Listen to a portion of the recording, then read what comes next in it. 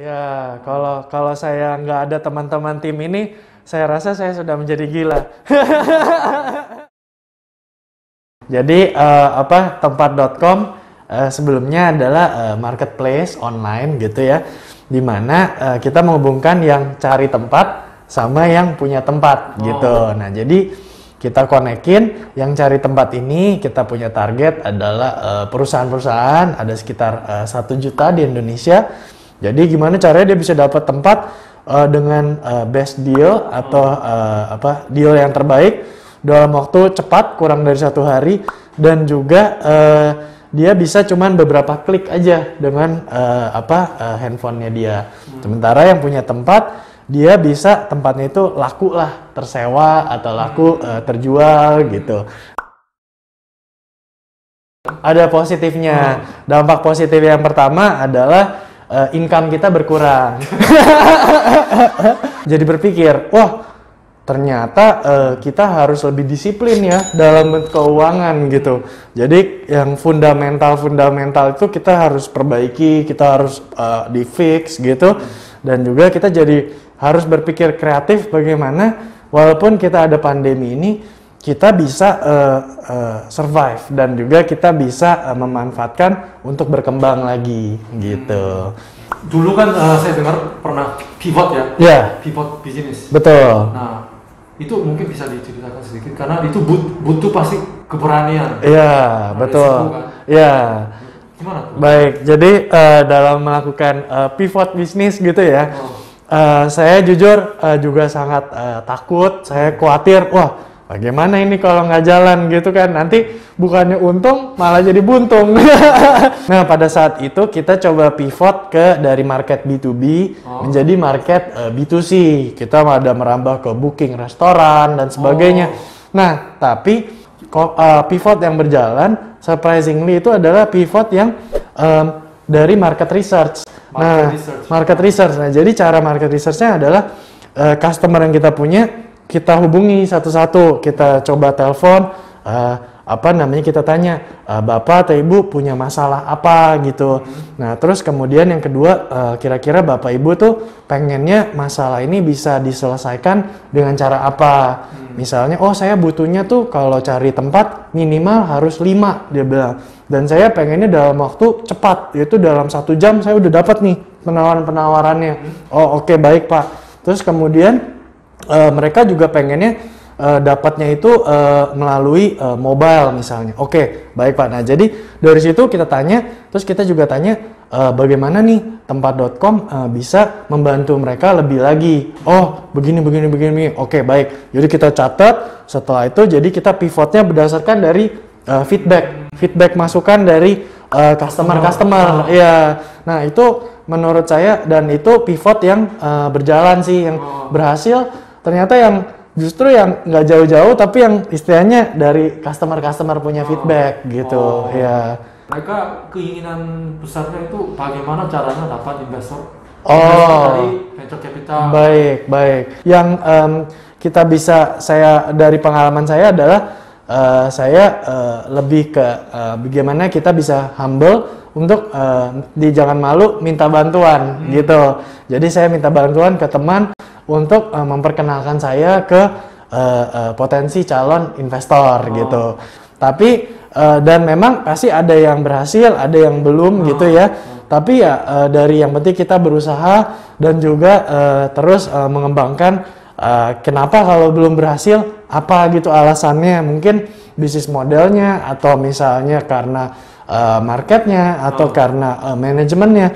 Jadi kita terus lihat, terus kita perbaiki lagi, kita terus improve diri kita dan akhirnya ya memang kita semakin hari semakin matang lah, semakin siap gitu. Yang paling penting adalah kita genuine, otentik, dan kalau orang itu bisa menerima kita apa adanya, ya sudah gitu. Kalau dia tidak bisa menerima kita apa adanya, ya memang lebih baik jangan gitu. Jadi memang kita cari long term partner yang bisa menerima kita apa adanya dan ya gitulah, kita grow bersama gitu. Bro kan 5 tahun kan? Iya. Atau 5 tahun. Iya. Pasti pernah mengalami yang kesulitan Iya. di bagian apa di Keuangan. pas saat apa? Iya, Saya iya. pengen tahu apa yang paling kesulitan pernah Baik, mengalami gitu. baik. Saya sih selama 5 tahun ini yang kesulitan itu pasti ada. Yang pertama adalah salah satunya fundraising tadi ya, yang seperti dibahas. Nah, yang kedua itu adalah bagaimana bisa rekrutmen dan juga bisa meretain talent-talent yang kita miliki. Terus kita juga harus mempersiapkan visi yang jelas, perusahaannya mau bergerak kemana, dan juga untuk retain kita menerapkan good corporate governance dengan keterbukaan lah gitu. Jadi kita nggak apa-apa, kita share aja. Oke, masalah perusahaan ini adalah ini. Nah, kalau kita share, mereka kalau employee atau tim yang bagus, mereka akan oke, saya juga mau membantu gitu. Saya juga memberikan solusi untuk ini gitu. Itu yang saya coba terapkan di dalam perusahaan. Saya juga masih banyak kekurangan, tapi ya puji Tuhan banyak teman-teman yang di perusahaan yang sangat suportif dan kita saling backup cover gitu kekurangan masing-masing. Jadi walaupun pas saat mengalami kesulitan pun karena ada banyak teman-teman yang bisa bantu, sekarang bisa maintain. Iya, kalau saya nggak ada teman-teman tim ini, saya rasa saya sudah menjadi gila. Emang challenge sekali sih, memang challenge sekali untuk bisa mendapatkan talent yang cocok gitu ya. Ya, cuman ya kita coba pelan-pelan kita bangun gitu. Yang saya lihat co-founders itu sama kayak suami istri gitu ya. Pasangan suami istri untuk membangun hubungan yang bagus ini saya lihat ada 3 faktornya. Yang pertama adalah komunikasi. Jadi kita harus sering berkomunikasi, memaintain gitu. Kalau kita nggak suka, kita nggak setuju, nggak apa-apa, ngomong aja gitu kan. Kita yang penting komunikasi. Terus yang kedua adalah kita perlu juga membangun conflict resolution. Jadi pasti kan kita sama co-founder kita ada perbedaan nih. Kok berpikirnya begini gitu kan? Saya berpikirnya begini. Oke, nggak apa-apa. Tapi yang penting kita ketemu win-win solution gitu. Yang ketiga adalah keterbukaan. Jadi saya jujur gitu. Tidak apa adanya. selingkuh. Kita lagi ada masalah begini-begini. Ya udah kita share aja gitu. Saya share terbuka sama co-founder saya supaya apa? Kita sama-sama jujur, kita kita bisa saling cover gitu. Jadi on a daily basis ya kita apa adanya gitu, seperti ini gitu. Jadi orang juga bisa percaya gitu kan, bisa ada trust gitu. Role model. Ini untuk ini panutan ya. Role model yang saya paling suka ada itu yang pertama Elon Musk. Saya itu hebat ya, Tesla. Dia inovatif sekali ya orangnya ya. Saya acungin jempol untuk inovasinya dia. Dan juga kegigihannya dia, persistence juga. Nah, yang kedua kalau untuk di bidang keuangan, saya suka sekali dengan Warren Buffett. Ya, sebenarnya kita karena dia juga pintar dalam melipat gandakan uang. Nah, kalau yang ketiga di Indonesia, saya suka entrepreneur namanya William Suryajaya. Sama seperti saya namanya William. Astra. Iya. Bagaimana dia bisa mendirikan usaha yang memajukan banyak orang dan juga memajukan perekonomian Indonesia. Gitu. Nah, itu beberapa 3 inspirasi saya yang saya sering baca bukunya, terus saya pelajari. Jadi saya banyak terkagum lah sama 3 orang ini.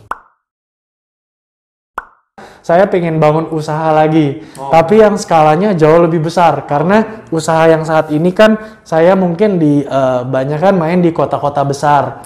Nah, tapi saya pengen masuk ke bisnis yang bisa menjangkau ke 270 juta populasi Indonesia. Sampai ke desa-desa ya. Jadi yang skalanya jauh lebih besar lagi.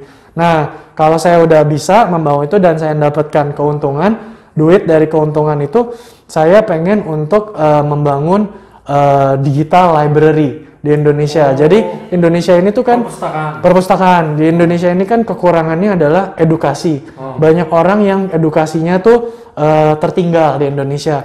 Nah, saya punya hati pengen untuk memajukan Indonesia dalam segi edukasi. Jadi di desa-desa itu kalau saya punya uang, saya pengen bangun 1000 library. Nah, tapi library ini nanti dengan teknologi tentunya ada wifi-nya cepat, internetnya speed-nya bagus. dan harapannya bisa sustainable sendiri. Jadi nanti di dalam situ ada dipasangin iklan, dipasangin apa.